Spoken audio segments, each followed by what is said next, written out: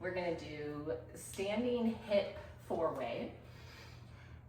The leg that's moving, we're actively working those muscles. We're also getting really good activation in our standing leg. So we will do both legs. My preference is that we stand on something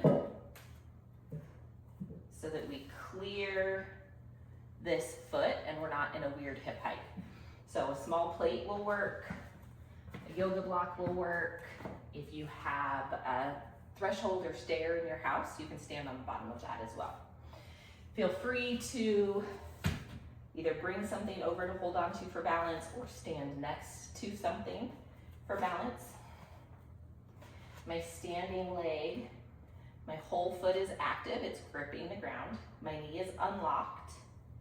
Quad and glute are squeezed on that side. So, first direction is forward. And I want it to be controlled hip flexion. I'm not getting this big trunk motion, right? I'm controlling my hip flexion. Second motion is extension. So glute activation. And again, I'm not getting a lot of trunk movement with that. Just a tight squeeze in my glute. Third motion is abduction. So out to the side, getting that lateral aspect of our glute. And then the fourth motion is going to be a cross. So I'm going to come in front of me and I'm going to pull across my body. Again, I'm not creating this giant swing. I'm being intentional and active with my pull. So I will notice some activation in this leg, but what I'm going to get a lot is glute in my standing leg. So again, whole foot is active. My knee is soft, it's unlocked.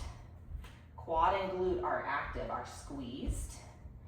This glute is working really hard to stabilize my pelvis in a good position. So I'm gonna get a lot of good activation and fatigue on this side while I'm moving my other leg. So we'll do 8 to 12 kicks in each position, and then we'll switch legs.